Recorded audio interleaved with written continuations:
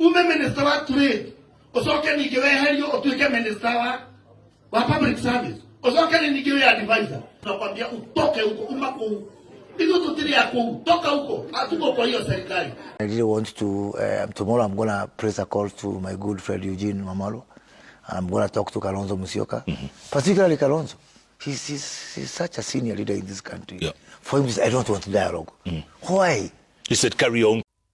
Now, ladies and gentlemen, as the saying goes, if you can't beat them, you don't have any other option than to join them.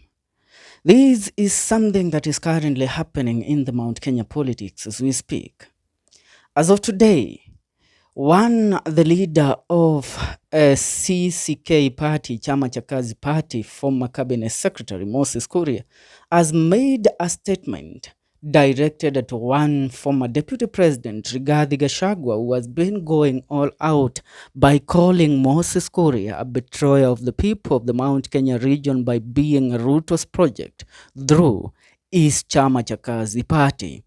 As we speak right now, Moses Kuria has addressed the issue of his differences with Rigathi Gachagua and also offered his support to Rigathi Gachagua with some advice in regards to some certain matters arising in the country.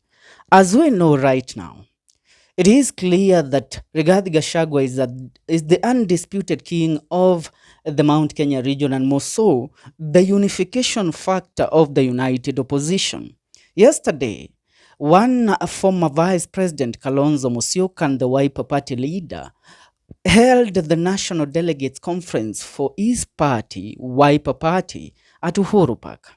The event saw the union of all the chiefs within the opposition, the united opposition, where people that many had rumored could not work together found a way of coexisting. That is Rigathi Gachagua, Martha Karua, Justin Muturi, Eugene Wamalwa, and none other than one Fred Okengo Matiang'i, who for the first time yesterday went ahead to sing on the one-term chants that have been terrorizing the airwaves in the country and more so the social media. Now Moses Kuria seems to have seen the relevance of actually joining hands with the united opposition at this crucial time, and this is what he had to say. To my brother Rigathi Gachagua, I am an honest man. By now you know that it is undeniable fact that majority of our Mount Kenya people listen to you. You are ahead of the rest of us. You are edging closer to our undisputed kingpin in the mountain. In fact, just like Gideon Moi and William Ruto are working together, I might consider working with you very soon. I have only one humble request. Kindly refrain from insulting our leaders in general, our women leaders in particular, and all Mount Kenya women by extension. Doesn't really sound commensurate with your undisputed kingpin status. Kindly, sir, with profound respect. Now, though Moses Kuria seems to be attacking Rigathi Gachagua on the sidelines, he also has respect for what Rigathi Gachagua has attained in the unification of the Mount Kenya region and also being labeled as the kingpin of the Mount Kenya region. If there are people that have gone all out to attack Rigathi Gachagua in the past, and people that had a bone to chew with Rigathi Gachagua in the past was Moses Kuria. Even when Moses Kuria served as the cabinet secretary of trade and also of public service, Moses Kuria was on the race of trying to capture the Mount Kenya region and attaining his status as the kingpin of the mountain. And that is something that made him fall out with Rigathi Gachagua. But when Moses Kuria left the government, he started now grooming himself up and preparing himself up for the future of the politics of the mountain. And now looking at all the differences that the two have had, let me tell you one thing. If there are people that were regarded as enemies, is the Moi family and Ruto. Because William Ruto in the 2022 general election drived a campaign that rested on the shoulders of a narrative that was coined by him and his allies, the dynasty versus hustler narrative. And for Ruto, it was a must that he must remove the Moi family in the leadership of the Rift Valley region. And that is what he did.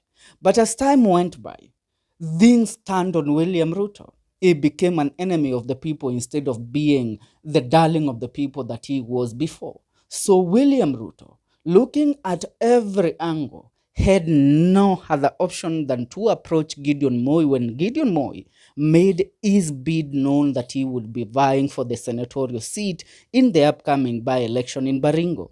And William Ruto and Gideon Moi cracked a deal.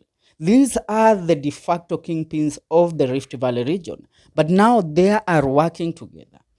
That is something that also has to happen in the Mount Kenya region. It's high time that Rigathi Gachagua and all other leaders, though it doesn't matter whether they have worked with William Ruto in the past, but they have to come together. And that includes how Moses Kuria has put it, that he is now ready to work with Rigathi Gachagua very soon. And now that tells it all. You know, if there are people that are good at reading dynamics, allow me to put it this way. If there are people that are so good at telling the future of the politics of the Republic of Kenya, are people like Moses Kuria. If you look clearly, since these people started politics, every time they found themselves affiliated with the right cause, they find themselves affiliated with the team that wins it all. And let me tell you, if Moses Kuria and Rigathi Gachagua joins hands together, that will be so good for the united opposition and the Mount Kenya region right now. And that will also force one Uhuru Muigai Kenyatta to come into the picture. And that actually means the unification of the mountain. And if the mountain is united, they can be able to bring in other regions like the Mulembe Nation, the section of the Luo Nyanza region led by Fred Matiang'i, the coastal region, and the northeastern region parts of Kenya, and also Nairobi at large, the central region. Now, looking at it in this manner, it beats logic to label Rigathi Gachagua as a tribal leader, because if he is a tribal leader, then what is William Ruto? A man that hated the Moi family for so long, calling them dynasty. But now seeing that things might go out of hand with him in the Rift Valley region, he had to call Gideon Moi to the table. And that is why Moses Kuria is seeing that, you know what? Politics is a game of affiliation. And that is why I've told you, Moses Kuria, remember in 2013, he was behind Uhuru Muigai Kenyatta. And that is when Uhuru Muigai Kenyatta won the election. So Moses Kuria was in the government. In the year 2020, after 2018, Moses Kuria changed his affiliation to joining William Ruto. And William Ruto went ahead to win. Same thing happened with somebody like Waiguru. Waiguru is a survivor in the politics of the day. You find yourself always affiliated with the right team that always take it home. And if you look at it in that manner, like Waiguru was Uhuru Muigai Kenyatta's person. Now when Uhuru, that is how she became part of the Mount Kenya leaders cocoon. And when Uhuru supported Raila Amolo Odinga and Anne Waiguru saw that there was no possibility of her to be in power if she affiliates with Uhuru Muigai Kenyatta and Raila Amolo Odinga, she changed her tune and joined William Ruto. And that's how she ended up in the current government. And I tell you, in future, you might find people like Akina Waiguru, all of them, changing their narratives and also affiliating themselves with people like Rigathi Gachagua, because they see that the future is guaranteed for the united opposition.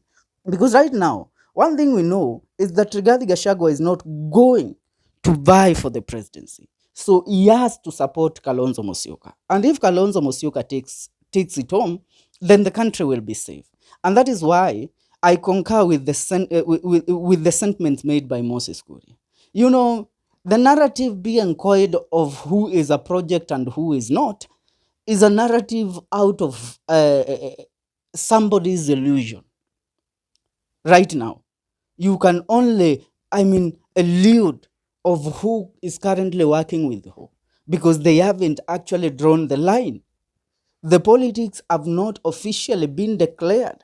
The coalition have not exactly been laid out. So somebody has to find the right coalition to join. And right now, since Moses Kuria, all cans point to joining the united opposition. Ladies and gentlemen, what is your take? What would you advise Rigathi Gachagua on matters joining hands with Moses Kuria?